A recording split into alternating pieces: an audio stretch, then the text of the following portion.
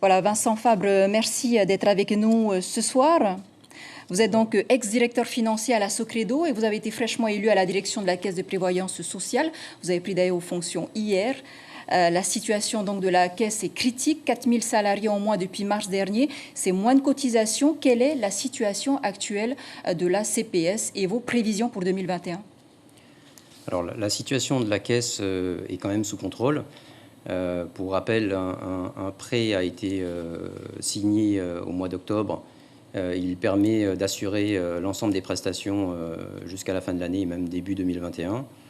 Donc il n'y a pas de remise en cause des prestations, ni retraite, ni maladie. Par contre, effectivement, la baisse brutale des cotisations sur 2020 dans le cadre de la crise sanitaire et économique qu'on connaît a généré un déficit et il a fallu pallier un déficit de l'ordre de combien à peu près? Alors, cette année, l'atterrissage est en cours de finalisation, mais il est de plusieurs milliards. Et surtout, ce sont les prévisions 2021. Le conseil d'administration du régime général des salariés a voté un budget 2021 avec un déficit de l'ordre de 10 milliards qui s'appuie sur des prévisions avec des cotisations effectivement en baisse, tout en maintenant le niveau de prestation. Et à ce stade, on est sur un déficit de 10 milliards, ce qui nécessiterait donc en 2021 de souscrire à un nouvel emprunt. Maintenant, ce qu'il faut indiquer, c'est que la situation, elle est bien sûr très difficile à prévoir. Donc il va y avoir la mise en place d'un reporting et d'un suivi mensuel de manière à avoir une idée très précise de l'évolution de la situation.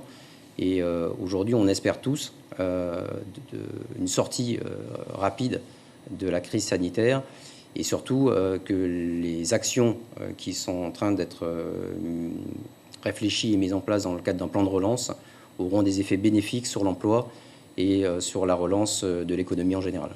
Alors la question que tout le monde se pose, c'est est-ce que les cotisations vont augmenter? Alors sur 2021, ce qui a été décidé, c'est de maintenir le même niveau en termes de taux de cotisation. Donc il n'y aura pas de cotisation supplémentaire, ni pour les salariés, ni pour les employeurs.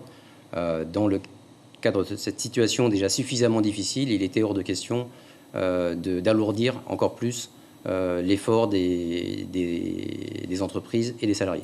Vincent Fabre, brièvement, vos axes prioritaires pour 2021? Alors, il y avait de toute façon nécessité de s'atteler à une réforme de la PSG, de la protection sociale généralisée.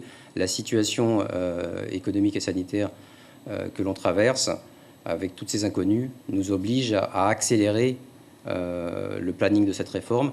Donc la priorité absolue, et elle va nécessiter la concertation et le travail de tout le monde, bien sûr les partenaires sociaux, le gouvernement, on l'espère aussi l'État qui participera à l'effort de manière à mettre en place une réforme de la PSG dans les meilleurs délais pour affronter cette situation particulièrement difficile. Après, en tant que directeur de la CPS, je vais poursuivre les actions qui ont été engagées, notamment par mes prédécesseurs, pour moderniser la Caisse, pour continuer à remplir cette mission de service public et d'intérêt général, mais en essayant d'améliorer la qualité de service et en essayant d'améliorer la relation client et la modernisation en général de cette institution très importante pour la Polynésie.